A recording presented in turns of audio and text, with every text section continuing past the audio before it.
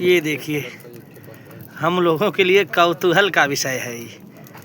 ईंट के भट्ठे की यहाँ से चूल्हा 3 3 6 3 9 1 10 ठे 11 चूल्हा यहाँ से अग्नि प्रज्वलित की गई है। और इतना बड़ा है भट्ठा, हाँ, बीघों में, और चिमनी से धुआं निकल रहा है। तो हमने तो अभी जीवन में ऐसी व्यवस्थाएं देखी नहीं थी कि ईंट पकता कैसे है, लेकिन यही तो जीवन है कि उम्र के साथ अनुभव आप लोगों को मिलता रहता है, कुछ सीखने को मिलता है, कुछ नई चीज़ें देखने को मिलता है। जय जय सिया राम।